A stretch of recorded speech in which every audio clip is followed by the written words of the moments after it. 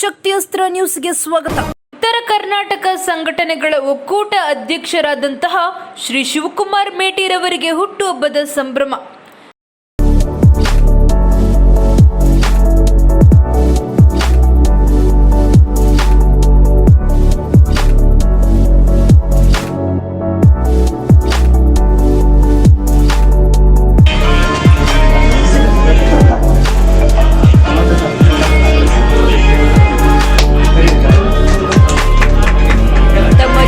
ಸುಖಮಯವಾಗಿರಲಿ, ಇಷ್ಟಾರ್ಥ ಈಡೇರಿಸಲಿ ಎಂದು ಶುಭ ಹಾರೈಸಿದ ಎಂಎಚ್ ಪಾಟೀಲ್.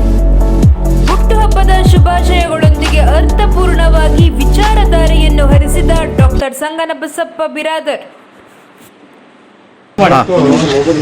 ಉತ್ತರ ಕರ್ನಾಟಕ ಸಂಘಗಳ ಒಕ್ಕೂಟದ ಅಧ್ಯಕ್ಷರಾದಂಥ ಶಿವಕುಮಾರ್ ಮೇಟಿ ಅವರು 51 ವರ್ಷ ಕಳೆದು 52ನೇ ವರ್ಷಕ್ಕೆ ಕಾಲಿಡ್ತಾ ಇದ್ದಾರೆ. ಹಾಗಾಗಿ ಅವರು ಮಾಡಿದಂಥ ಸೇವೆ ಎಲ್ಲ ಜನಗಳಿಗೆ ತಲುಪ್ತಾ ಇದೆ. ಹಾಗಾಗಿ ಇವತ್ತು ನಾವು ಸಹ ಅವರು ನಮ್ಮ ಕಾರ್ಯಕ್ರಮಕ್ಕೆ ಸಹ ಬರ್ತಾಯಿದ್ರು. ಹಂಗಾಗಿಬಿಟ್ಟು ಇವತ್ತು ಎಲ್ಲ ಸಂಘ ಸಂಸ್ಥೆಗಳು ಅವರಿಗೆ ಒಂದು ಗೌರವ ಸಮರ್ಪಣೆ ಅಂತ ಹುಟ್ಟುಹಬ್ಬದ ಕಾರ್ಯಕ್ರಮ ಸೆಲೆಬ್ರೇಷನ್ ಮಾಡಿದ್ದಾರೆ. ಅದೇ ಥರ ಇವತ್ತು ನಮ್ಮ ವೀರಶೈವ ಲಿಂಗಾಯತ ವೇದಿಕೆ ಚಿಕ್ಕಬಾಣಾವರ ವತಿಯಿಂದ ಅವರಿಗೆ ಒಂದು ಗೌರವ ಸಮರ್ಪಣೆ. ತಾವೆಲ್ಲರೂ ಆಗಿನ ಒಂದು ಕಾರ್ಯಕ್ರಮ ಆಗಮಿಸಿದ್ದೀರಾ. ತಮ್ಮೆಲ್ಲರಿಗೂ ಮತ್ತು ಸುಸ್ವಾಗತ ಕೋರ್ತಾ ಅವರನ್ನು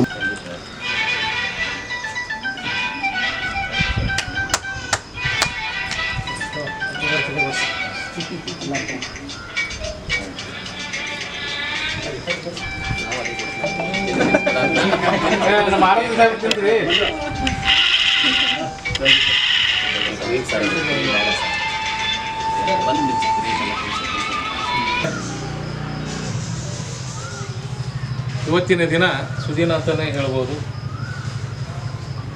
ಜ್ಞಾನವಂತರು, ಸುಜ್ಞಾನವಂತರು, ಸಂಘಟಿತರು ಮತ್ತು ಹಲವಾರು ವಿಷಯಗಳಲ್ಲಿ ತಮ್ಮದೇ ಆದ ಒಂದು ಸೇವೆ ಸಲ್ಲಿಸುತ್ತಿರುವ ನಮ್ಮ ಆತ್ಮೀಯ ಹಿರಿಯರಾದ ಶಿವಕುಮಾರ್ ಮೇಟಿ ಸಾಹೇಬ್ರೆ ಮತ್ತು ನನ್ನ ಸೋದರಳೇನಂತ ಹೇಳ್ಬೋದು, ನಮ್ಮ ಅಕ್ಕನ ಮಗ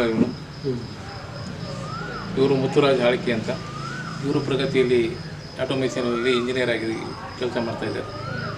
ಇವರು ಅತ್ಯದ್ಭುತ ಯೂಟ್ಯೂಬರು ಹೌದು. ಹಲವಾರು ವಿಷಯಗಳಲ್ಲಿ ತಮ್ಮದೇ ಒಂದು ರೀತಿ ನೀತಿಯಲ್ಲಿ ಕೆಲಸ ಕಾರ್ಯಗಳನ್ನು ಮಾಡ್ತಾ ಇರೋದನ್ನು ತಮ್ಮಲ್ಲಿ ನಾನು ಹೇಳಬಯಸ್ತೇನೆ.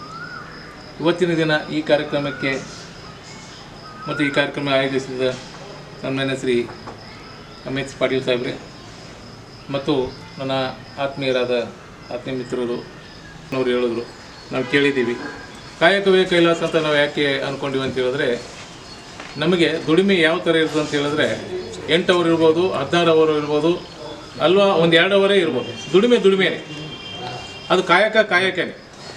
ಈ ಕಾಯಕ ನೀವು ಈ ಪರಿಸರ ದಿನಾಚರಣೆಯಲ್ಲಿ ನಿನ್ನೆ 1 ಲಕ್ಷ ಮರನ ನೆಡೋದಕ್ಕೆ ಒಬ್ಬ ಯುವಕ ಪ್ಲ್ಯಾನ್ ಮಾಡಿದಂತೆ. ಹೇಗೆ ನಡೆದು 1 ಲಕ್ಷ ಒಂದಿನಿಂದ ನಡೋಕ್ಕಾಗಲ್ವಲ್ಲ. ನನಗೆ ಸಮಯ ಸಿಕ್ಕದ ನಡಬೇಕು. ಎಲ್ಲಿವರೆಗೂ? ಬರೋ ಜೂನ್ವರೆಗೂ. ತನ್ನ ಇಚ್ಛಾಶಕ್ತಿ ಹೇಗಿದೆಯೋ ಹಾಗೆ ಕಾಯಕ ಇರ್ತದೆ. ತನ್ನ ಇಚ್ಛಾಶಕ್ತಿ ಪ್ರಕಾರ ಕಾಯಕ ಮಾಡ್ಕೊಂಡು ಹೋಗ್ತಾ ಇರುವ ಹಲವಾರು ಜನರು ನಾವು ನೋಡ್ತಾ ಇದ್ದೀವಿ. ಯಾಕಂದ್ರೆ ಸಮಾಜದಲ್ಲಿ ಇಂಥ ಯುವಕರು, ಅದೇ ನಮ್ಮ ಇವ್ರು ಏನಂತ ಹೇಳಿದ್ರೆ ಹಲವಾರು ಕಾರ್ಯರೂಪದಲ್ಲಿ ನಮ್ಗೆ ಗೊತ್ತೇ ಇರಲಿಲ್ಲ. ಅಂಥವ್ರನ್ನ ನಾವು ಕೆಲವೊಂದು ರೀತಿ ನೀತಿಯಲ್ಲಿ ನಾವು ಬೆಳೆಸಬೇಕಾಗುತ್ತೆ. ಅವರ ಮಾರ್ಗದರ್ಶನದಲ್ಲಿ ನಾವು ನಡಿಬೇಕಾಗ್ತದೆ. ನಾವು ಯಾಕಿದೆ ಹೇಳೋಕ್ಕೆ ಇಷ್ಟಪಡ್ತೀವಿ ಅಂತ ಹೇಳಿದ್ರೆ, 52 ವರ್ಷಕ್ಕೆ ಕಾಲಿಟ್ಟಂಥ ಮಹನೀಯರು ಹಲವಾರು ಸಂಘ ಸಂಸ್ಥೆಗಳಿಗೆ ಮಾರ್ಗದರ್ಶಕರು. ಒಂದು ಮಾರ್ಗದರ್ಶನ ಯಾವ ರೀತಿ ಇರ್ತದೆ ಅಂತ ಹೇಳಿದ್ರೆ, ಈಗ ರಾಮಾಯಣ ಮಹಾಭಾರತ ಬರೆದವರು ಎಲ್ಲರೂ ಯಾರು ಹೇಳ್ರಿ? ಹಿಂದುಳಿದವರಿಗೆ ವಾಲ್ಮೀಕಿ ಅಲ್ವಾ? ನಾವು ನೋಡಿದ್ದೀವಿ. ವಾಲ್ಮೀಕಿ ಆಶ್ರಮ ಎಲ್ಲಿತ್ತು? ನೇಪಾಳದಲ್ಲಿತ್ತು ಅಂತ. ನೇಪಾಳದಲ್ಲಿ ಯಾರಿದ್ರು?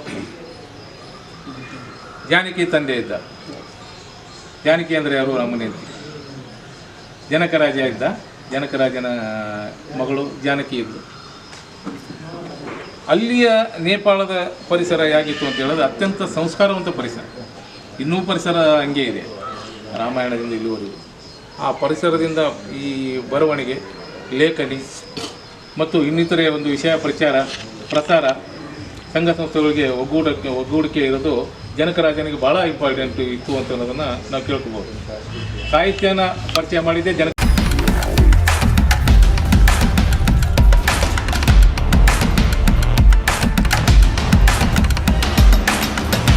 ಶಕ್ತಿಯಸ್ತ್ರ ನ್ಯೂಸ್ ಕನ್ನಡ, ಆಫ್ ಕೋರ್ಸ್ ಇದು ಕನ್ನಡಿಗರ ನಾಡಿಮಿಡಿತ.